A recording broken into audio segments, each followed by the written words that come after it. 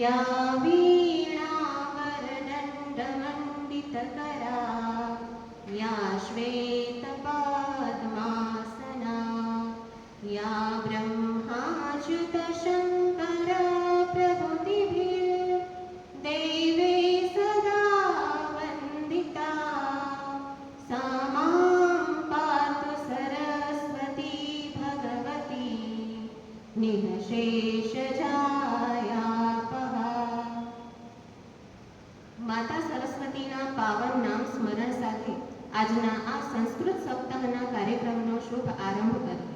આદરણીય આચાર્ય શ્રી માનનીય ઉપાચાર્ય શ્રી વંદનીય ગુરુજનો અને સર્વ વિદ્યાર્થીની મિત્ર, આપ સૌને મારું હાર્દિક અભિવાદન। ગુજરાત રાજ્ય સંસ્કૃત બોર્ડ, શિક્ષણ વિભાગ, ગુજરાત સરકાર દ્વારા વિશ્વ સંસ્કૃત દિવસ અને સંસ્કૃત સપ્તાહની ઉજવણીનું આયોજન કરવામાં આવ્યું છે। સંસ્કૃત ભાષાના સંવર્ધન, પ્રચાર પ્રસાર તથા ભારતીય જ્ઞાન પરંપરા અને સંસ્કૃતિના જતનના હેતુથી આ સપ્તાહ દરમિયાન અનેક કાર્યક્રમોનું આયોજન કરવામાં આવ્યું છે। સંસ્કૃત માત્ર એક ભાષા નથી, પરંતુ તે આપણી ભારતીય સંસ્કૃતિ, જ્ઞાન પરંપરા અને સમૃદ્ધ વારસાની ઓળખ છે। પણ શું આપણે ક્યારે વિચાર્યું છે કે સંસ્કૃત આપણા માટે મહત્વનું કેમ છે? તો ચાલો આજે એ જ જાણવાનો પ્રયત્ન કરીએ। ભારતીય સંસ્કૃતિનો આધાર સંસ્કૃત ભારતીય સંસ્કૃતિનો એક મહત્વપૂર્ણ આધાર સ્તંભ છે।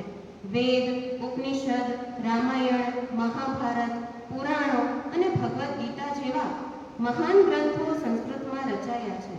આપણી સંસ્કૃતિમાં ધર્મ અને કર્તવ્યનું આગવું સ્થાન છે। ભગવદ્ ગીતા કહે છે, યદા યદા હિ ધર્મસ્ય ગ્લાનિર્ભવતિ ભારત, અર્થાત જ્યારે જ્યારે ધર્મની હાનિ થાય છે ત્યારે ભગવાન ધર્મની સ્થાપના માટે આવે છે। આ રીતે સંસ્કૃત આપણને આપણી સંસ્કૃતિ અને જીવનનું મૂલ્ય આપે છે। સમૃદ્ધ સંસ્કૃત સાહિત્ય।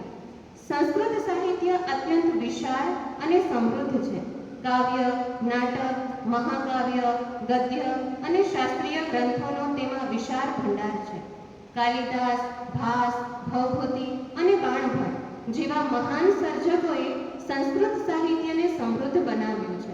ભગવદ્ ગીતા જ્ઞાનના મહત્વ વિશે કહે છે, નહીં જ્ઞાનેન સદૃશમ પવિત્રમ અહમ વિદ્યતે, અર્થાત આ દુનિયામાં જ્ઞાન જેટલું પવિત્ર બીજું કંઈ જ નથી।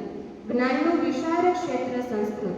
સંસ્કૃતમાં માત્ર સાહિત્ય જ નહીં, પરંતુ આયુર્વેદ, ગણિત, ખગોળશાસ્ત્ર, વ્યાકરણ, દર્શન, ન્યાય અને રાજનીતિ જેવા અનેક વિષયોનું જ્ઞાન ઉપલબ્ધ છે।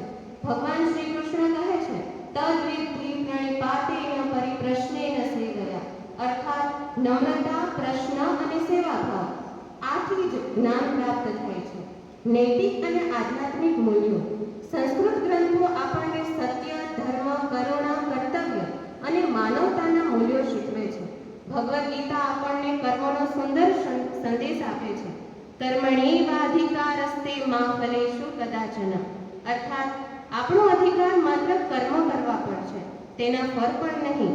આવો સંદેશ આપણને જીવનમાં નિષ્ઠાપૂર્વક અને સદાચારપૂર્વક કર્મ કરવાની પ્રેરણા આપે છે। ભાષાકીય મહત્વ। સંસ્કૃતનો પ્રભાવ ગુજરાતી, હિન્દી, મરાઠી, બંગાળી સહિતની અનેક ભારતીય ભાષાઓ પર જોવા મળે છે। અનેક ભારતીય ભાષાઓના શબ્દ ભંડોળને સમજવામાં સંસ્કૃત ખૂબ ઉપયોગી બને છે। આપણી ભાષાઓના શબ્દો અને તેમના મૂળને સમજવામાં સંસ્કૃતનું જ્ઞાન ખૂબ ઉપયોગી છે। આધુનિક સમયમાં સંસ્કૃતનું મહત્વ। આજના સમયમાં પણ સંસ્કૃતનું મહત્વ ઓછું થયું નથી। સંસ્કૃતના અભ્યાસથી આપણે આપણા પ્રાચીન જ્ઞાન અને વારસાને નવી પેઢી સુધી પહોંચાડી શકીએ છીએ। ભગવદ્ ગીતા આપણને પ્રેરણા આપે છે, ઉદ્ધરેતાત્મનાત્માનમ, અર્થાત મનુષ્યએ પોતાનો ઉદ્ધાર પોતે જ કરવો જોઈએ અને પોતાને ક્યારેય નીચે ન પાડવો જોઈએ। એ જ રીતે આપણે પણ આપણા પ્રાચીન જ્ઞાન અને સંસ્કૃતિને સાચવીને તેને નવી પેઢી સુધી પહોંચાડવાનો પ્રયત્ન કરવો જોઈએ। અંતમાં એટલું જ કહીશ કે સંસ્કૃત માત્ર એક પ્રાચીન ભાષા નથી, તે ભારતની જ્ઞાન, સંસ્કૃતિ અને સાહિત્યનું જીવંત પરંપરા છે। સંસ્કૃતનો અભ્યાસ આપણને આપણા મૂળ સાથે જોડે છે, આપણા વારસાનો પરિચય કરાવે છે અને માનવીય તથા નૈતિક મૂલ્યોને સમજવામાં મદદ કરે છે.